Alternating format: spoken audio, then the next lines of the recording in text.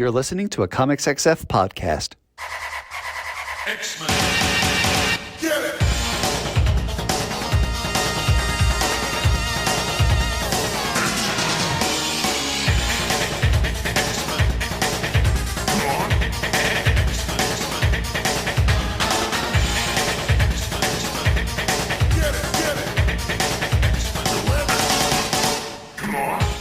Hey everyone, and welcome to another exciting episode of Battle of the Atom.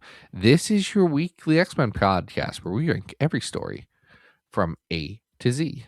I'm Adam. And I am the bad boy of X-Men podcasting. I'm a werewolf in some skin. Do I have other superlatives at this point? I'm sure I've... You've been going by efficient lately. Efficient, yeah. Since the wedding episode. Yeah, the Reverend... which was my nickname in college. Fun fact. Yeah. I'm Zach. Hi, Adam. Hey, I was thinking that I was wondering what hobbies X-Men have, because we're talking about a specific X-Men hobby this week, and different X-Men have different hobbies, I guess. Wolverine's really into Japan. Or, yes, Colossus loves to paint. He likes to paint. Storm That's loves good. to garden. She does find some bliss in it. And you know what Magneto loves? According to lore, he just loves killing Nazis. And listen, folks, I was also there in 2016. I get that, we all got really weird about the situation and was like, well, let's punch more Nazis. And then we're like, well, honestly, the situation's more nuanced than that, and there's a lot going on. But on the other hand, I don't think it's a controversial statement to say I hate Nazis and I think they should die. And I think that fascists are ruining both my country, that all of my stuff's in. People are like, do you like America? And I'm like, I don't know. All of my friends are here, and so is all of my things. So I want it to be a good place to be. Sure. That's reasonable to expect. And yeah. I didn't live through as many PlayStation 2 era World War II shooters as I lived through. To have all these people coming around and saying, well, maybe Nazis weren't so bad. Maybe Adolf Hitler made some valid points. I'm sorry, we don't normally get too political on this podcast, but I don't think I'm making a crazy statement here. No, X-Men I think agrees. Yeah, the idea that the most famous Magneto scene in any of the movies was Magneto as a Nazi hunter. It's just still so classic. When we do the movie rewatch podcast bonus feature exclusively for Patreon people on patreon.com/battleoftheatom, we're going to get to that scene, and then we're going to talk about X-Men First Class and feel so complicated because that scene when he's like, Schweinemann, and then he kills them, it's so good. It's truly one of the greatest pieces of art that has come from X-Men. And then unfortunately there is a lot more of that movie that I actually save it. This is bonus content now. We've talked about it on the podcast. I think First Class is pretty good, but I haven't seen it in a while. I think Kevin Bacon's underwhelming. Boy. No, see, you're spoiling it. You're saving it. You're not saving it for the pod. But I had one of our friends today, thought he saw Joe Kubert. And I was like, well, Joe Kubert's been dead for 14 years, so probably not. Huh. And then they were like, well, there's a lot of Kuberts out there. Who can tell them apart? And then I said, I don't know the difference between Adam and Andy Kubert. I have no opinions on them whatsoever. And then people argued with me. They're like, Zach, you have recorded evidence. You have a podcast of this. And I had to vigorously defend my claim that nope, I say things on the podcast so they don't stay in my head anymore, and I forget them immediately after speaking those words. I think we could both tell them apart in terms of their art, but I could if you put I don't know what either Andy and a page of Adams in front of me, I could tell you that they were different pages. Yeah, and different artists did them. Could I tell you which one was which? Potentially by process of elimination, by knowing who did what books at what time. Okay. I could definitely ID both easily. But yes, well, you're in terms smart of at art. what they actually look like as human beings, I've never met them before. So, and I don't think I've ever seen a photo. So I don't know. I've I met a don't know. single Cubert. It was Emma. She's very nice. Oh, The one time I nice. talked to her, she was great. I didn't buy any original art because I was on a budget, but she had some really nice stuff that I wish I would have picked up some from. Oh, that's great. Well, back to our theme at hand. Completely unrelated to the rest of what we're talking about. No. I want to, before we get started, really make a recommendation for another companion podcast to listen to with what we're talking about this week. Magneto is really an interesting character, and I think most recently, the last time we focused on him, it was still some stories that were Silver Age before Claremont really started beefing him up and developing him into a character with some depth and some pathos that, actually delved into the fact that he was, Jewish. And if you have a second, listeners, highly recommend you go back to the beginning of March.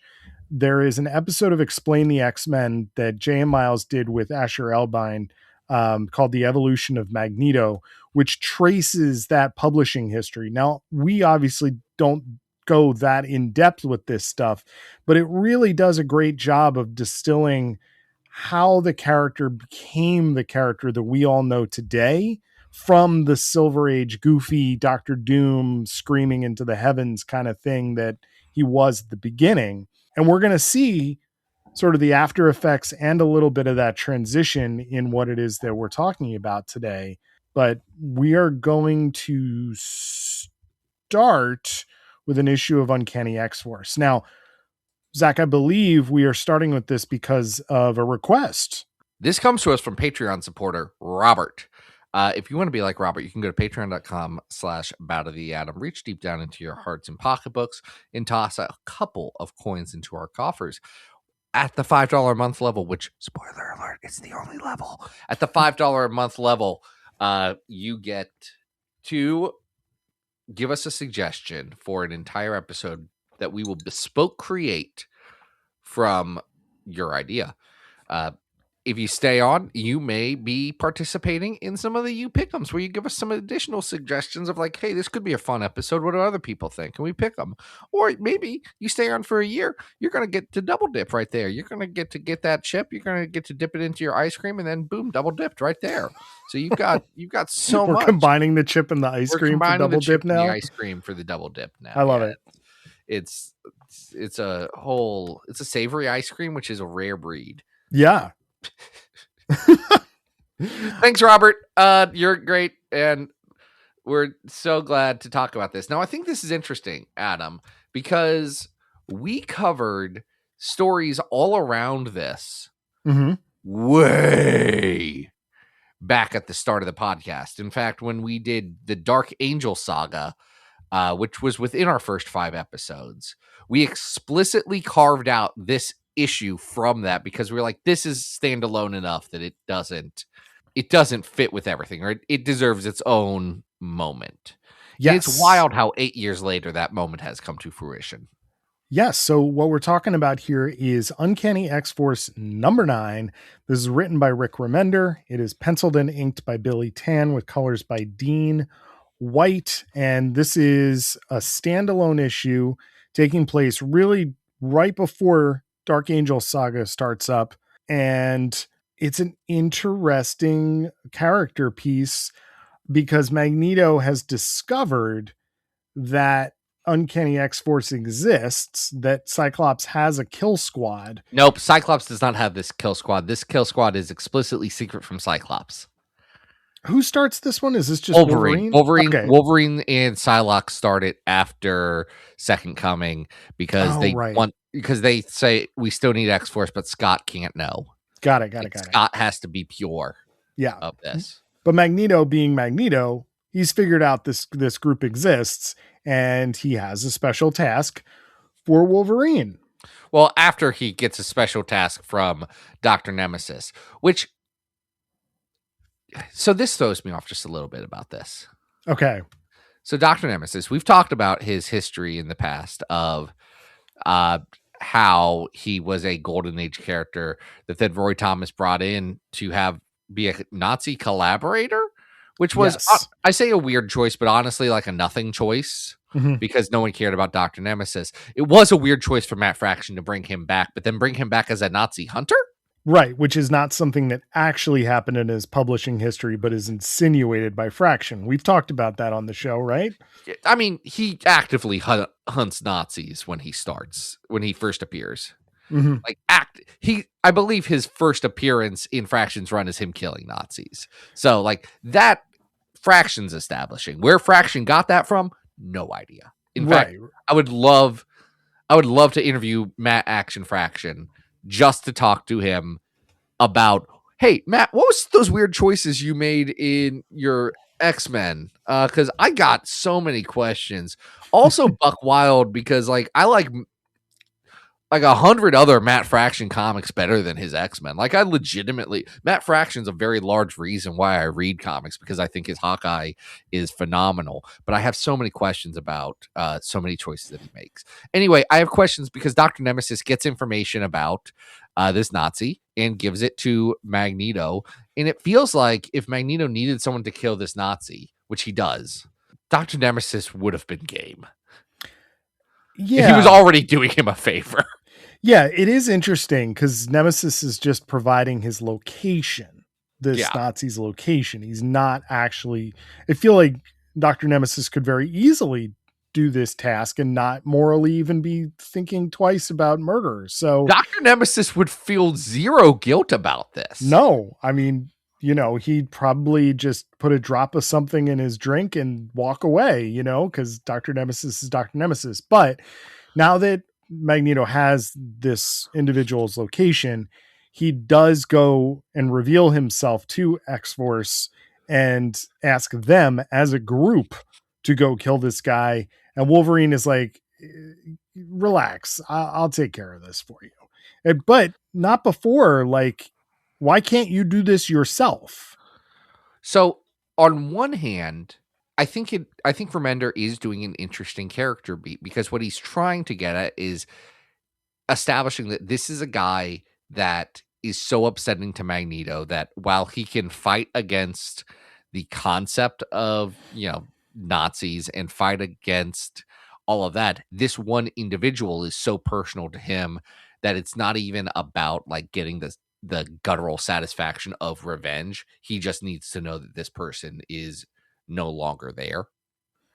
And I think that is an interesting take, though I do think that it is Remender in a way that he does it with a lot of things around continuity, trying to shape the characters into the story he wants to tell more than the story that the characters would more naturally tell. And that is a unique kind of blend that I don't always agree with, but when it works, it can work really well.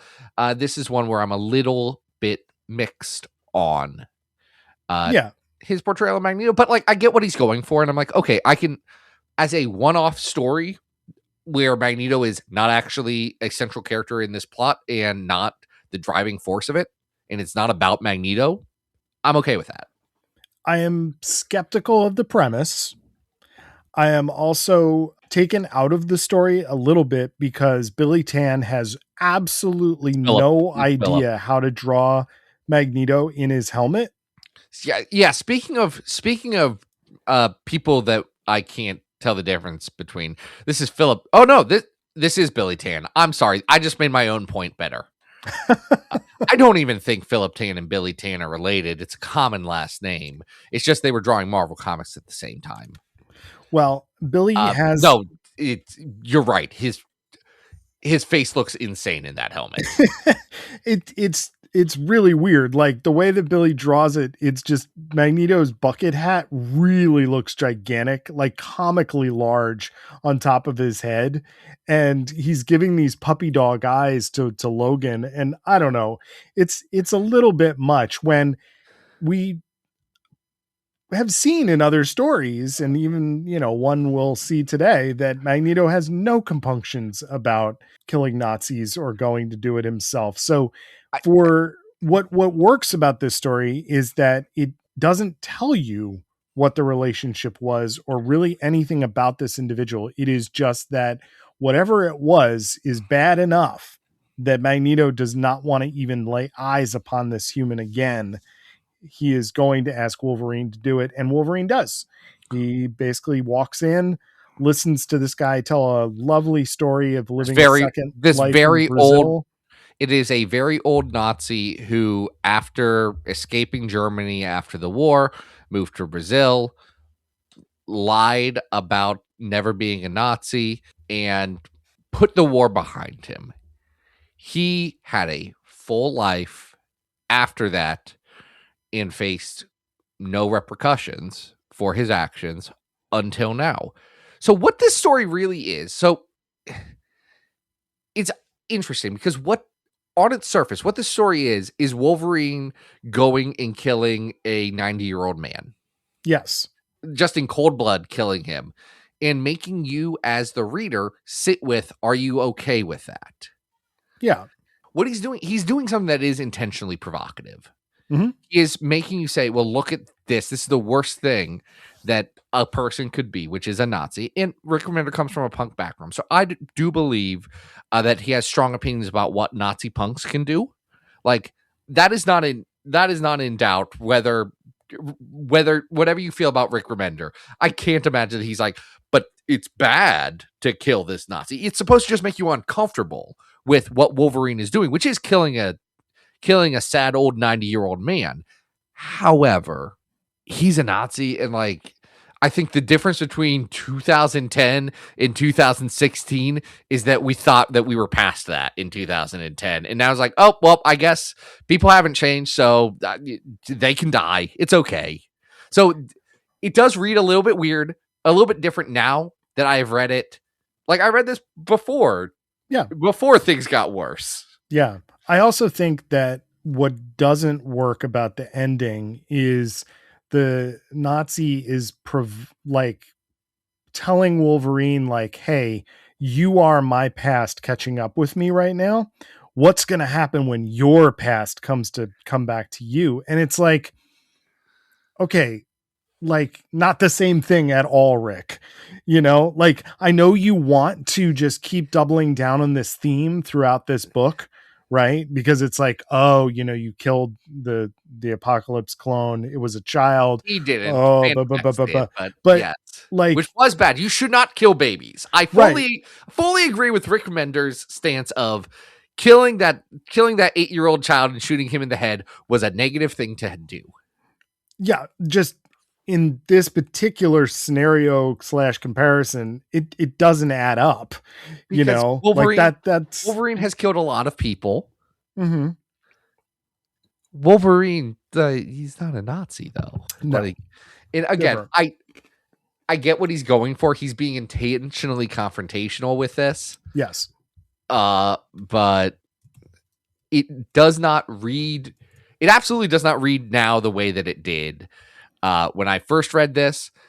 Another thing that I think is a little interesting about this is that Tan is doing a very decompressed style here. He is exclusively using 4 widescreen panels on every page. Mm-hmm. So it is a very consistent style pacing. It is very like contemplative and quiet. And I like what it's going for, but I don't think Tan's the artist to pull it off. Like it's consistent with the art styles that are presented in the book, right? Because we're going from Opeña. I don't know who does the issue after this. I know there's some Noto in the mix here. Noto's at the end. I think Billy Tan is still on the book in the next issue. Yeah, but I mean, I think Billy Tan fits with the book more because it is Dean White's coloring.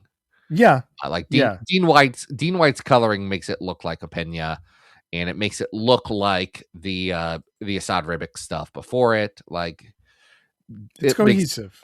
Yeah, I think I'm a little mixed on this for a variety of reasons, but I still think it's pretty good. So why don't we take a look at our big old list and see where it ranks? That's the interesting thing, because we do have this big old list where we've been ranking every X-Men story from best to worst, with the best story being the House of X Powers of 10, the 275th best being Immortal X-Men 1 to 4, the 150 or 550th best being Ultimate X-Men Annual 95, the 825th best being Marvel 2-in-1 76. That's a Thing Iceman team up. The 1100th being X-Men First Class The High Hand, and 1155. But that's 2099 World of Tomorrow. Oof. Terrible book. So we have a couple of I'm not going to mention Dark Angel because that's pretty high, but Dark Angel's pretty high, and Dark Angel as a whole is much better than this. It feels better than this. At 300, we have Nightcrawler's Inferno from our X-Men Annual number 4. I feel like we're not far from that. Well, if you look 2 slots above that, you're going to see Uncanny X-Force 24, which is sort of the Age of Apocalypse stuff with Iceman and... the Iceman one-shot? The Iceman one-shot's better than this. I agree. Now, I wouldn't have said that when I first read this, but looking back, the Iceman one-shot's better than this. Yeah, and if you look down at 344, we have the Uncanny X-Force 19.1 and Age of Apocalypse, which also kind of with William Stryker. Story. Yeah. I know the mean William Stryker. All William Strikers are mean, but this one's mean and also kind of cool. He goes by Prophet. He's from the Exterminated. We should talk stuff. Hey, maybe if we're ever talking about different X-Men, we should think about that sometime. Because there's more. We haven't even talked about Age of Apocalypse Quentin Quire. Do you know about Age of Apocalypse Quentin Quire? I don't know if I've ever confronted that version of the character. Bud, there's some characters to confront in that. Is this better or worse than Age of Apocalypse 1 to 4? I think it is better than it. I don't think this is as good as, if I'm looking at 331, that's Weapon X Age of Apocalypse. And at 332, it's All New Wolverine Orphans of X, which is, again, your past coming back to haunt you because you have done a lot of murders. I think we're in the right space. I think this is better than X-Men 70 Homecoming. I don't know if this is better than Nothing Can Stop the Juggernaut at 335. Let's put it right below that and above Homecoming. That is our new 336.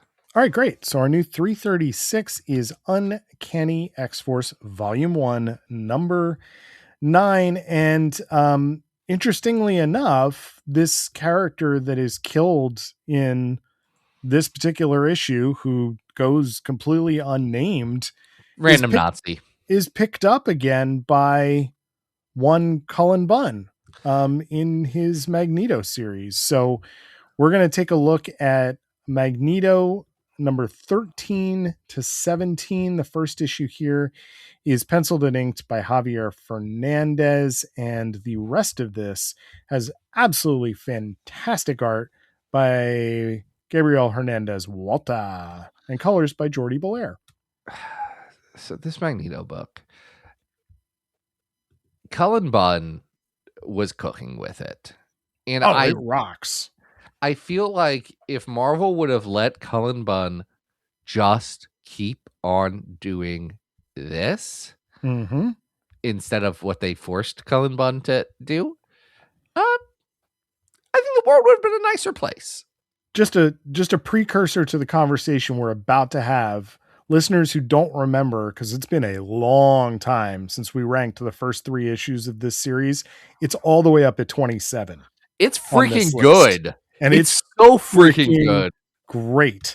As is the first issue of this, which is number 13, which involves Cullen's invention, Briar Raleigh, attending basically a I don't know how else to put this, a supervillain fetish convention where that's what it is. Yeah, where people who basically get off or are on or are fans of supervillains and their destruction or of their the effects of what they've done for people who imagine themselves being hurt by these supervillains, or people who actually have been and would like footage of this. They're attending this, you know, kind of small convention, swap meet kind of thing for it. And here's the, you say fetish, and I think there's absolutely a component of that. And Briar Raleigh super has some of that in her character, which is interesting. But I don't think that for all the people there, it is wholly sexual. No. In fact, like, I think there are some people that are like counterculture looking at this. But one of the things that they deal with, or that Bunn plays with here, which I think is so interesting, is that a lot of these people have been hurt by supervillains. Yes. They have been the collateral damage in one way or another. And it's, a lot of these stories are about how they had their collateral, or how they became the collateral damage from people who were hurting them.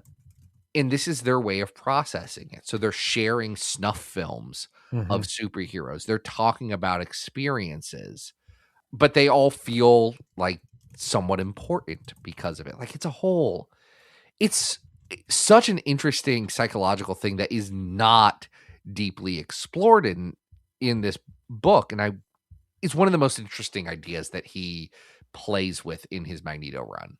Yeah, I mean, this is a standalone issue where we're getting some of this idea of vendors selling videos, sharing stories with one another. Maybe they're imagined, maybe they're real, you know, maybe getting excited or even turned on by, like, Briar has a leg brace that she's wearing. That she got from Magneto. Right. Right. So that issue on its own is really interesting. I feel like the closest thing we have in recent history to this is Natal's Sentinel's story. Yeah. Which kind of teases with similar ideas in terms of the main characters there. Well, and the reason why I wanted to include this is because I think thematically it's important for the rest of it. It is a thematic prologue to the other stories that we're covering, because at the end of this, S.H.I.E.L.D. approaches Briar Raleigh trying to get her help to get Magneto. Right. And as they're teasing, like, is she going to betray Magneto, who both she kind of is in love with and is helping, but also he caused a lot of pain and trauma in her life. Like, how do you reckon those two things?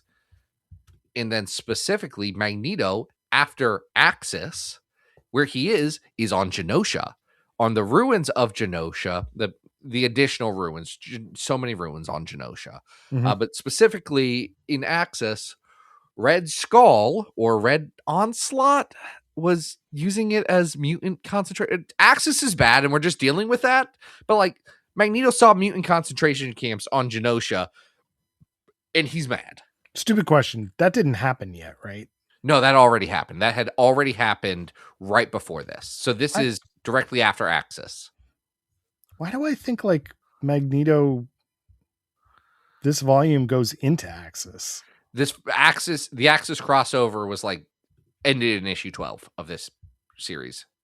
Oh, okay. Yeah, so it literally just happened. That's okay. why he's there. Okay. I am so sorry. I thought it happened after this, and I was like, okay, no, I'm really glad we're putting that. Wars, which happens That's after. what I'm thinking of. Okay. We'll get into that, because that has some unfortunate collateral for this story. Yeah. So basically, like you said, the bulk of this is going to happen on Genosha, where new groups of young mutants are starting to, you know, form their own kind of town culture. It's very, like, you know, low budget. It's nothing like what Magneto had set up there before. And it's closer to Claremont's Excalibur Genosha. Yes. And he's still haunted by the many terrible things that have happened here before. He allows himself, with Briar's help, to be captured by S.H.I.E.L.D. only to attack their helicarrier with his cloned Marauders. I forget where he got the cloned Marauders. That may have been an Axis thing. No, wasn't that earlier? Didn't he gain access to a Sinister base and steal them? That's right. Yeah. I do love the part where he's like, okay, these Marauders are really handy. He's like, but this Sabretooth clone has got to go. And he just sends him through the turbine. It's such a obvious, like, well, duh choice. Yeah. Like, Rainey's like, look, I trust that Harpoon and I'm trying to name a Grey Crow. Yeah. And Riptide. I trust that they're not going to betray Blockbuster, I guess. Arclight. Sure. I'm running out of them. I trust that they're not going to do anything. Sabretooth, I don't trust him worth a darn. And he throws them into a turbine. It's very funny. It is very funny. Because Magneto let himself get captured on that helicarrier so that he could erase data that S.H.I.E.L.D. used its surveillance state abilities because it stole or worked out, whatever, a Cerebro to track mutants. And he was like, well, I'm not letting the government have unlimited surveillance on all mutants. That's not happening. Mm-hmm. So he does that. Of course, this whole time he's using mutant growth hormone for reasons. Right. That's Phoenix important to know. Reasons. Yeah, he's still shooting up the green MGH. It's not a good idea. Back on Genosha, though, when they return, the island itself is being not him specifically, but the island itself is being haunted by the monstrous dead ghost of the Nazi that was killed in the issue we were just talking about, except now this character has a name. It is Herr Hitzig, and Herr Hitzig is not just haunting, he is killing young mutants. And I will say it is extremely horror movie effective when he is finding the bodies of these young mutants and finding that this creature of whatever it is drawing giant swastikas in blood and, messages to Magneto. It is, props to Bunn, it is quite horrifying to see this on the page. It is very much a horror movie approach to it, because what Bunn is doing is he is saying, hey, what is the worst thing that could happen here? What is the worst thing for Magneto? And the worst thing is an unrepentant evil Nazi. Mm-hmm.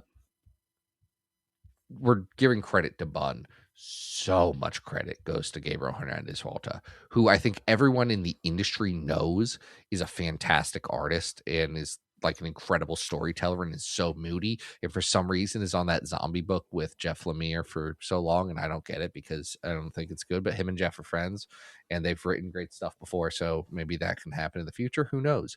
But like Gabriel Hernandez-Walta, dude, this is incredible. He's so absolutely incredible. Just like so good at establishing a mood and a tone. And the other thing that happens as part of this story as a whole is that we get a flashback that it was not enough for Wolverine to just say, yeah, I killed the guy.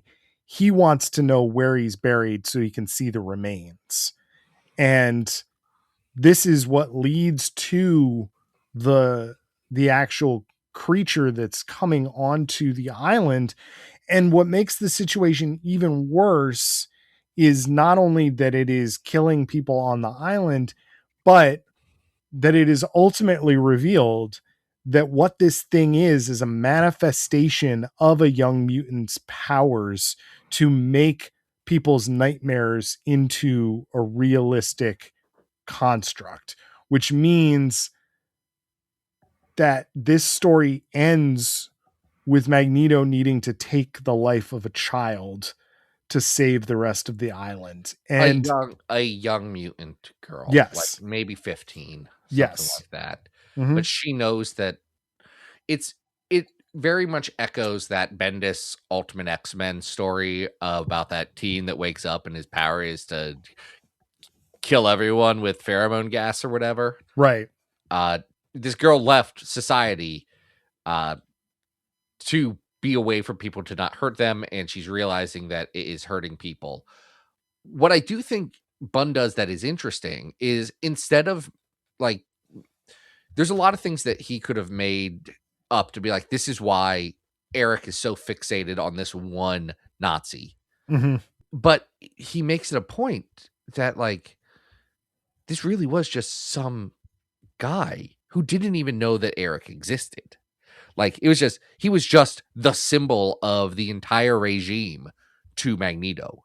He Yes. is terrible. And he says, of all the terrible things I did, I don't recall even glancing in your direction. Mm-hmm.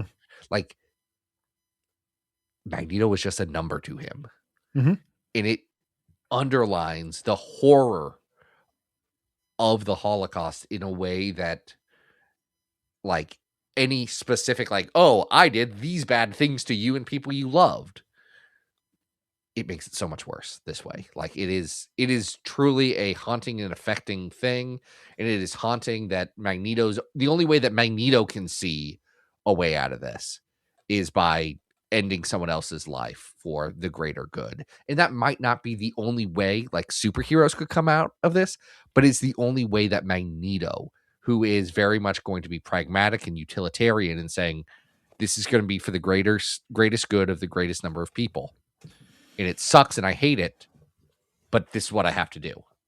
Well, on this show, I have repeatedly been extremely critical of some of the comics we have reviewed that I feel have used Nazis as villains and also Nazi iconography in their stories in a way that I have felt was flippant and also led to sort of a diminishing of the evil that goes along with that iconography. I mean, I'm thinking every PlayStation 2 World War II shooter. Yes. Yeah, sure. But I'm thinking, a lot about books like Deadpool versus X-Force or New Mutants Forever, books that really just kind of throw this stuff in your face, but don't actually examine the real horror behind it. And I have to give this book credit because it really does make it so chilling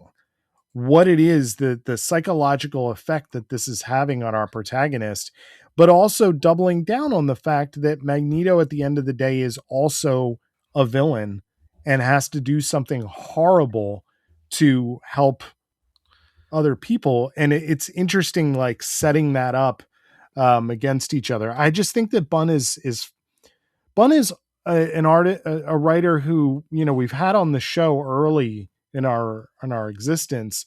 And, we know that he's been sidetracked time and time again in his work at Marvel by crossover stuff and editorial mandates. And it's just awesome to see when he is at the full height of his powers, just doing something with an amazing artist like Walta.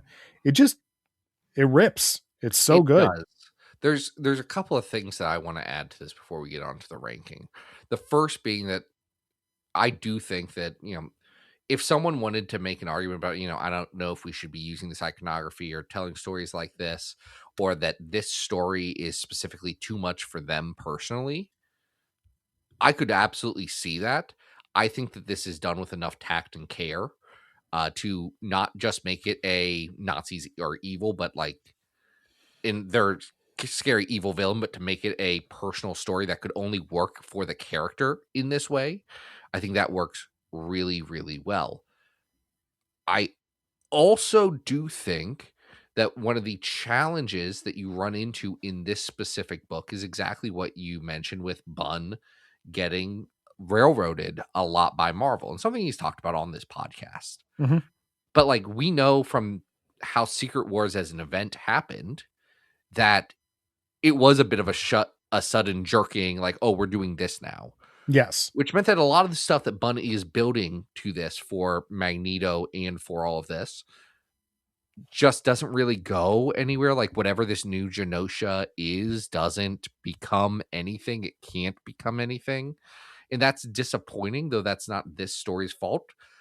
I kind of feel like Bunn would have maybe wanted to get another issue out of this, because I think some of the resolution of it happens a little quick here. But I think it works really well as it stands. I think the other thing that, you mentioned at the end of the day, Magneto's still a villain. Mm-hmm. I do think that Bunn threads that needle better than the line to Wolverine at the end about how, what are you going to do when your bad guys come back to you? Because it is not saying that Magneto is as bad as these other people. It is saying that, hey, pain begets pain, begets pain, begets pain. And like, that just sucks. And not even saying right, wrong, or indifferent about what you should do here. Just, this is a bad situation that's happened to this guy. And it's a story that's centered around him. I really think that works well. Yeah, I would agree. So we do have a couple of Magneto stories really high on the list. Like I mentioned, at 27 is the first 3 issues of Magneto Infamous. It's not as tight as those 3. Nope. I also don't think it's as good as at 59, Magneto Testament. It's not as good as Magneto Testament. Also, I don't like comparing things to Magneto Testament. No, I also don't think that this is to the heights of, let's say, 143, which is Magneto Triumphant, which is Uncanny 111 to 113. Yes. However, at 156, we have X Deaths of Wolverine, and I think this is better than X Deaths of Wolverine. I agree. A couple slots up from that is a book that we really disagreed on, which was Resurrection of Magneto. I think this is better than Resurrection of Magneto. Oddly enough, I also think this is better than Resurrection of Magneto. Yeah. And I love Magneto. He's such a good character. I've been thinking about Magneto a lot recently. Not for any specific reason. I just think about Magneto a lot sometimes. So if we go up a few slots, we have at 145, a book which in retrospect is probably too high on the list, which is the Pizza Hut X-Men. Maybe Chris Sims bullied us early in the podcast. Who's to say? I would say this is better than that, but maybe not as good as Messiah War at 1. I would put this above Messiah War, actually. I think Messiah War is too high on this list. Interesting. All right. So let's make it our new 144 then. Let's make it our new 144. Maybe we should do a Ragnarok, but no, because I do think Pizza Hut X-Men we've already re-ranked once. Have we? I think we did on episode 100 or something. Maybe we should maybe we should reread Pizza Hut X-Men at a certain point and then see how we feel again. Or not. Or maybe Pizza Hut X-Men can just be there. I was also thinking about Pizza Hut X-Men the other day, but I think that's because Chris Sims mentioned it on War Rocket Ajax, the podcast that I've stolen so much from over my life. Unintentionally at certain points, folks. Like some of it, it's just the same osmosis that you get when you listen to somebody in your ear for 10 years. Yeah. It's like how I've been listening to How Did This Get Made for over decades. So I just say bonkers as an adjective, It's like, man, these things just happen. This is most of this stuff is not intentional. It's just weird when it is so specific to other niche things. But I do that. I do that for plenty of different stuffs. Well, we got one last story of Magneto killing Nazis, and this is this one rules. This is one that like has just been on the checklist that I have of like our runs, and it's just like, why haven't we covered this yet? So great one shot. Yeah, great time to cover the issue of Uncanny that comes right before the Brood Saga. This is Uncanny X-Men number 161, written by Chris Claremont, penciled by Dave Cockrum, inked by Bob Wyacek, colors by Glynis Wine. And Tommy Orrs is on those letters. But Tommy's there. Tommy's on top of this. So much stuff happens in this issue, Zach. I was like, the idea that comic books, like on just a single issue you could get for a month, is just like this jam packed with stuff. It's incredible how much stuff happens in this one issue. It opens with like the X-Men are on the Octopus Island. Yes. Charles Xavier is in a coma and Cyclops is kind of being mean. Oh, he's being a real jerk is what he's being. So on one hand, he's like, hey, the X-Men just recently attacked the Pentagon and now people are really mad at us. Yes. So Storm, I don't know, maybe you could have ran that one by me first. And then Storm's like, freaking, weren't you on like a spirit journey with some shipboat captain that you just met. Yeah, I lead Like, the X-Men. I'm Storm. Let me introduce myself. but then Storm doesn't even say, fight me. She says, Scott, if you want to be the leader of the X-Men, come be the leader of the X-Men. And then she walks away. And Yeah. that's freaking good. Uh-huh. That is the right way to handle it. Because she's like, look, you know that I'm doing this. You know I'm the leader. And you know you got pissed off when Wolverine did this crap to you. So don't even bring that to me. Man, I love Storm. And I think Chris Claremont should write her more. It's a great scene. Scott admits that he's just being a jerk because he's so worried about his father figure here, even though Corsair is also hanging out. To be fair, he does also be like, we've got Sikorsky, like space people are hanging around. Yeah, because Dave Cockrum's drawing it. So he's like, can I have my guys? Can I have my guys in this? Yeah. I love that Scott's like, yeah, I mean, also my other dad's here too, but that's complicated, Aurora. That's a lot that I don't know. I had a rough childhood. He straight up's like, look, Gene just died. I'm thinking about the orphanage. My dad's like, I don't know, my other dad's dying now. I'm going through a lot. Sorry. And I get that. I so relate to this Scott Summers. Because he's just sometimes annoyed and a little pissy. And he's like, ugh.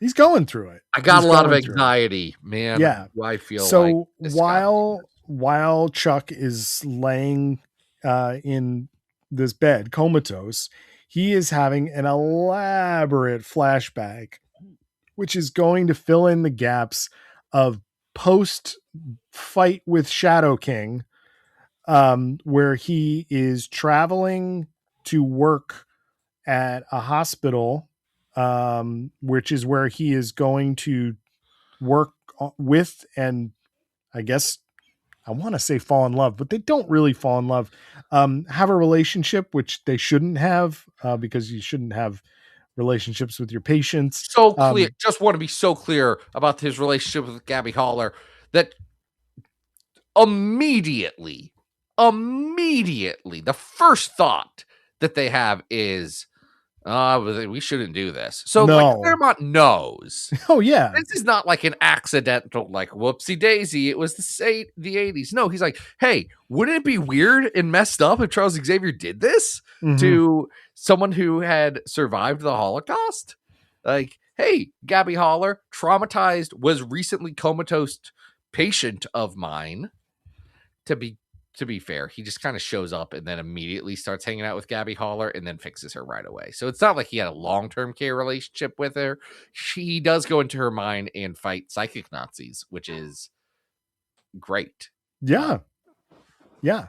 And of course, this is where we are going to see the blossoming relationship, the real bromance between Charles and Magneto, because Magneto is also working at this hospital, and neither of them are willing to admit that they are mutants, but they both have their suspicions.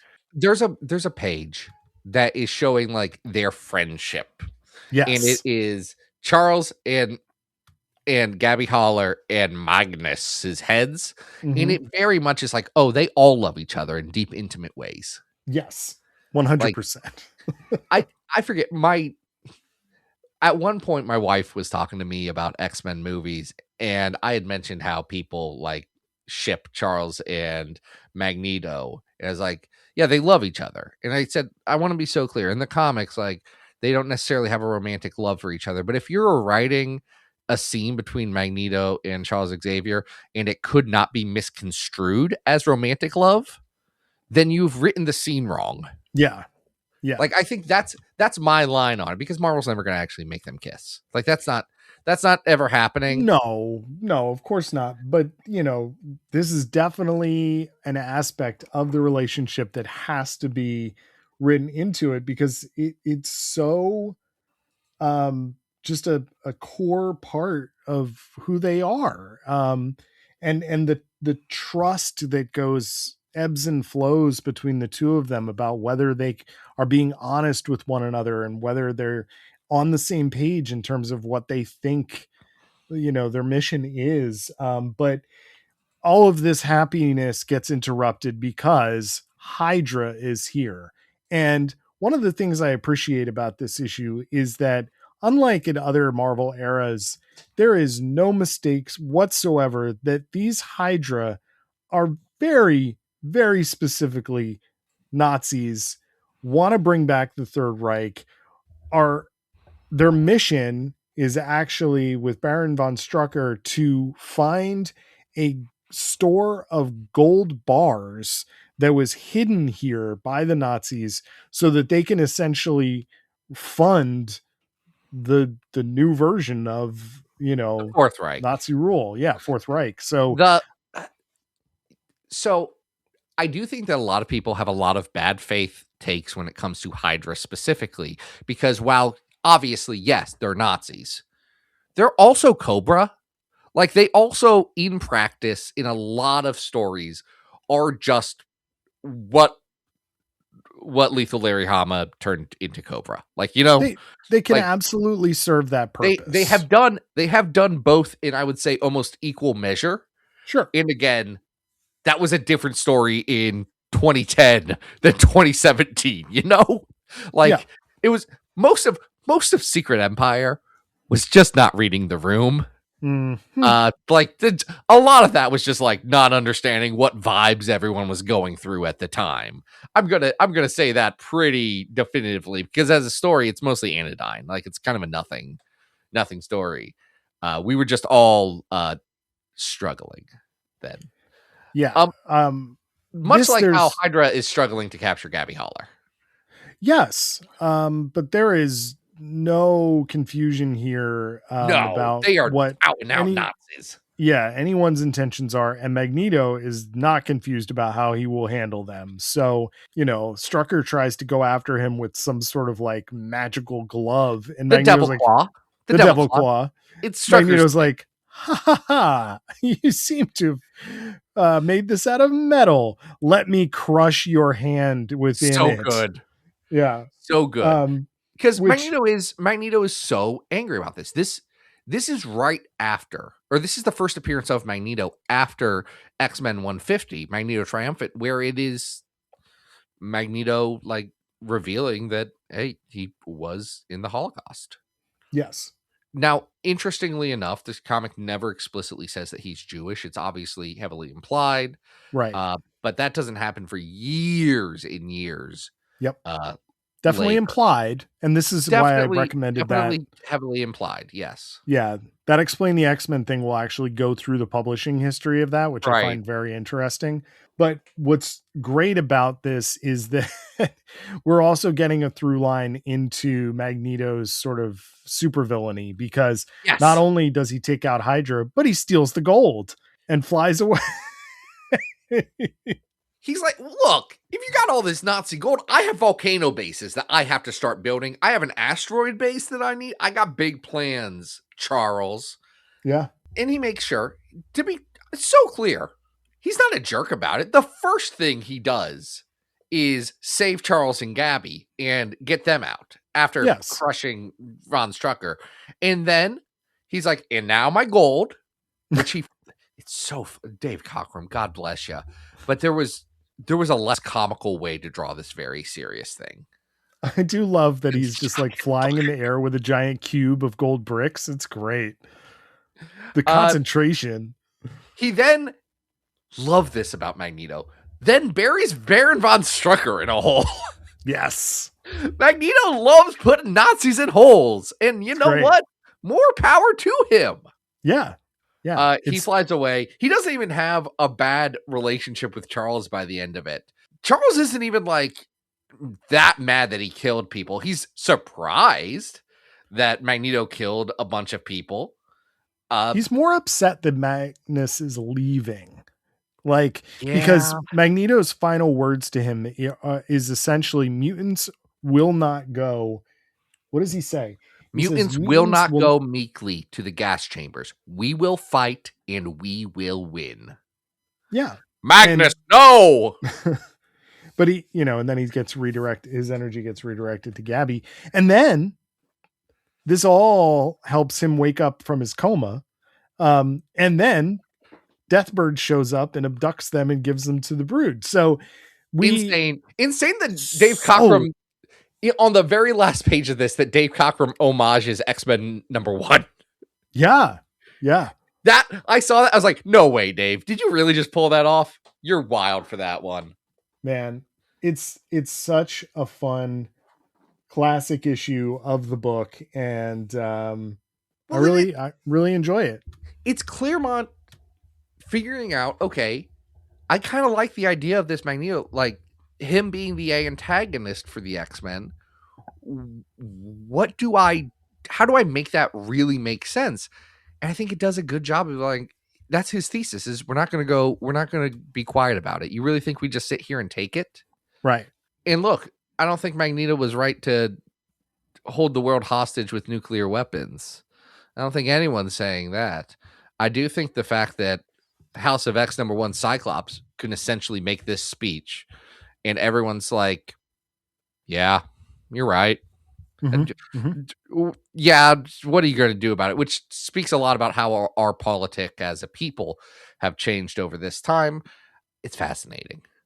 I've forgotten how much I like this comic. Like it's a good mix of classic dumb superhero Bronze Age romp and also a really compelling character thing. Like absolutely. It does both. So I'm going to say this is better than at 108 Uncanny X-Men 117 Psy-War. Yeah. I like this better. This is better than Psy-War, though Psy-War pretty good. Psy-War's pretty good.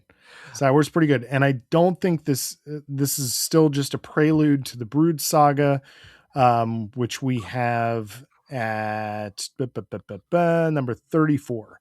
I don't think it's that high.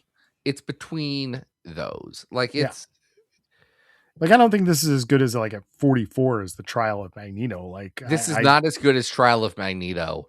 Yeah. But is it top 100? I feel like it is. I kind of think it's top 100. Like I read this. I was like, yeah, this is the stuff. This is top to bottom. Bangarang. Let's go. Let's hit the club.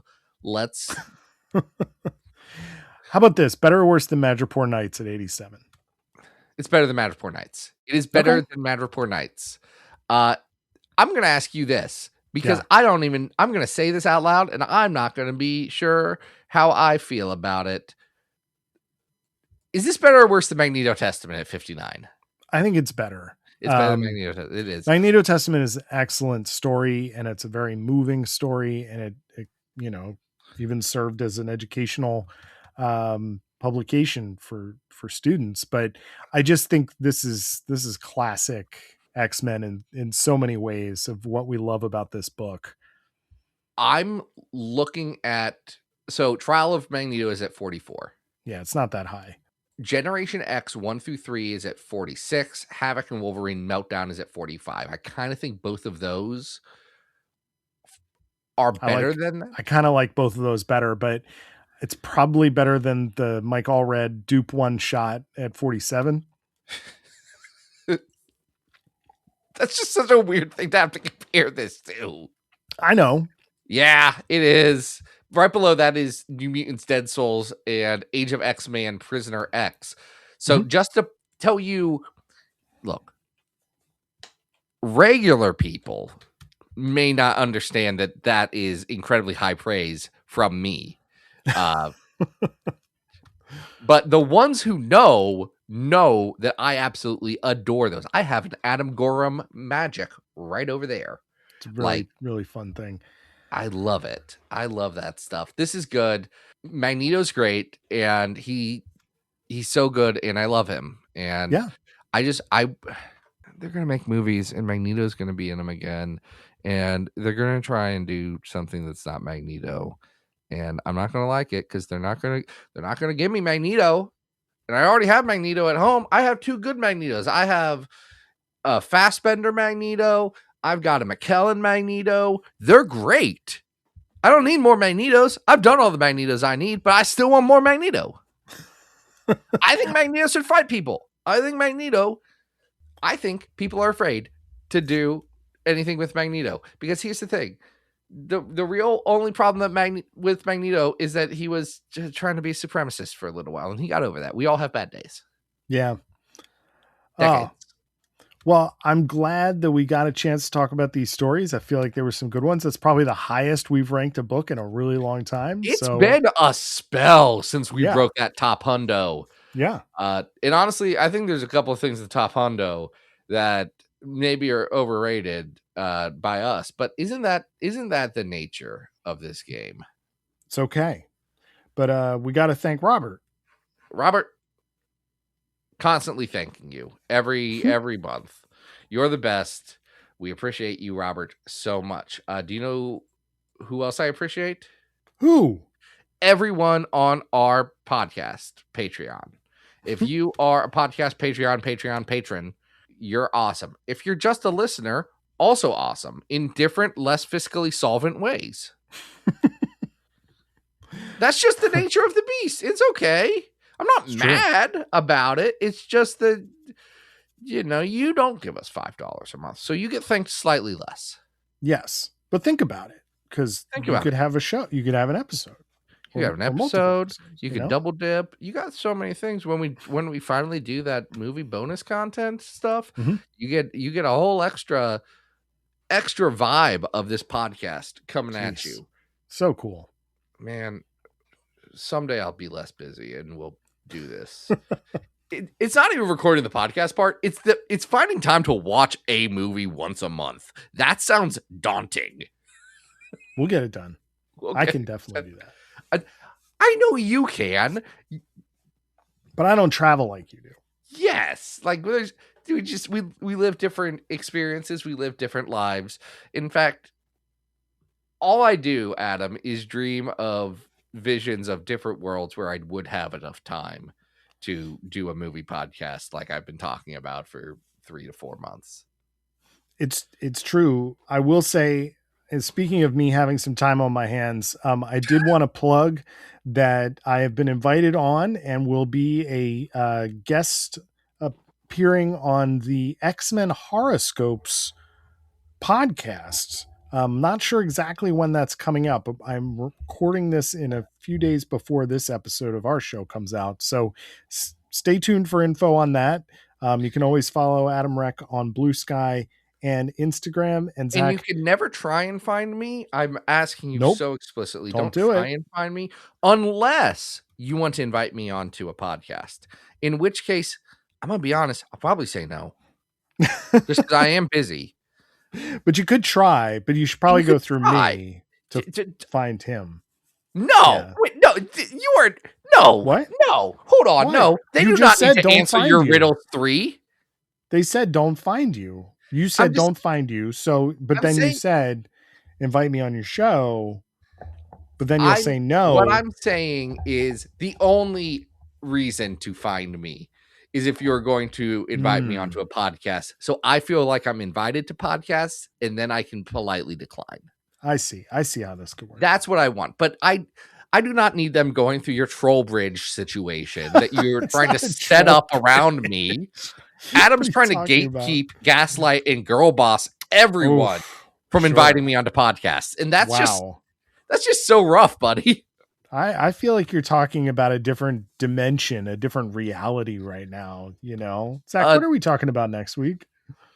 We have visions of other things that have not yet come to pass. We'll see what happens next week. But until then, folks, this has been Battle of the Atom. We hope you survived the experience. Get it!